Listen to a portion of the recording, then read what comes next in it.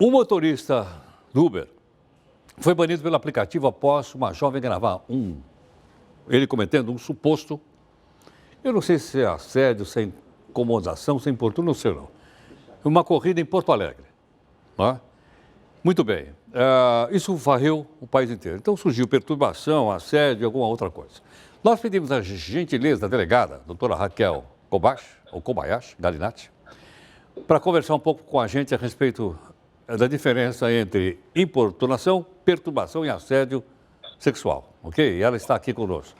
Doutora Raquel, muito obrigado pela gentileza por atender mais uma vez aqui o Jornal da Record News. Eu que agradeço, é uma grande honra falar com você e com todos os telespectadores da Record News. É sempre uma honra. Muito obrigado. Raquel, então é o seguinte, qual é a diferença entre essas três formas, né, de agressão contra a mulher? Sim, quando a gente fala de crimes contra a dignidade sexual, a gente fala automaticamente no estupro, que é aquela violência, aquele ato libidinoso com a conjunção carnal, ou ato libidinoso diverso da conjunção carnal, praticado mediante violência ou grave ameaça. Então, a gente tem o crime de estupro. E nós tínhamos antes da lei que introduziu o crime de importunação sexual, a contravenção penal de importunação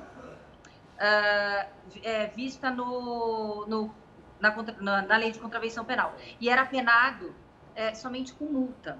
Quando houve aqueles crimes contra as mulheres, principalmente em transportes públicos, era difícil tipificar sem haver uma desproporcionalidade. Ora tipificávamos, por exemplo, a ejaculação de inopino, ora tipificávamos como estupro, ora tipificávamos como uma mera contravenção penal. Com a lei, veio o crime de importunação sexual, é um crime apenado de 1 a 5 anos, que são atos libidinosos praticados contra a vítima sem a sua anuência. Tem um detalhe, esse crime é de ação penal pública incondicionada, ou seja, a partir do momento em que não há uma anuência, uma concordância com aquela apalpada nos seios, nas nádegas, quando se esfrega as genitálias atrás da mulher ou homem, porque a vítima pode ser um homem ou uma mulher, a prática do crime de importunação sexual está consumada. E em relação a assédio, ele é um crime mais grave, menos grave? Qual é a diferença? Quando falamos assédio, o assédio sexual, que está tipificado no Código Penal, é um crime de obter vantagem sexual prevalecendo-se da sua condição de superior hierárquico na correlação de trabalho, no ambiente de trabalho. Então, quando falamos em assédio sexual, automaticamente nós sabemos que é um assédio com uma vantagem sexual tentada justamente em virtude da sua superior, por ser um superior hierárquico, uma ascendência profissional em relação àquela vítima, também sendo homem ou mulher. Agora, qual é a punição desses crimes? Qual é a punição mais severa? A punição mais severa é o crime de estupro, que é um crime hediondo. A lei inovou de forma positiva quando ela introduziu o novo crime de importunação sexual, pois a pena agora é de 1 a 5 anos, não cabendo fiança para o delegado de polícia a partir do momento que a pessoa é apresentada em flagrante. Porém, ainda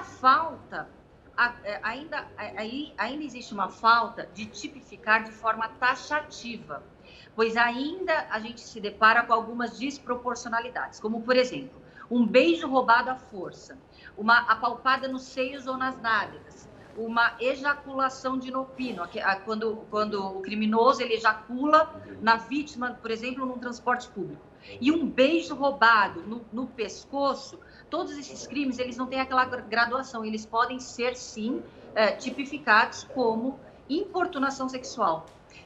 Então, dessa forma, é um crime que veio para coibir a prática de determinados delitos que muitas vezes até mesmo as vítimas elas não sabiam que estavam sendo vítimas de crimes, principalmente em grandes aglomerações, em situações em que não é normal a aceitação quando não demos anuência para que invadam a esfera da nossa dignidade sexual. Na sua opinião, essa legislação, esses crimes todos que você descreveu, eles têm inibido essas práticas? Tem caído, não tem? De uma forma, eu posso falar no âmbito policial, quando nós nos deparamos em atendimentos policiais, quando em conversas com delegadas que trabalham em delegacias especializadas de violência contra a mulher, realmente, não que inibiu, mas realmente deu uma diminuída. Então, sabemos que é muito difícil a comprovação de tais crimes, principalmente em multidões, em blocos de carnaval, por exemplo, que agora é época de carnaval, em grandes eventos. Mas em transportes públicos, especificamente, houve sim uma diminuição da prática desses crimes. Principalmente pela imprensa fazer esse papel tão importante que é informar e divulgar para a população. Ok. Doutora Raquel, muito obrigado mais uma vez pela gentileza em atender o Jornal da Record News. Muito obrigado. Eu que agradeço. Muito grato.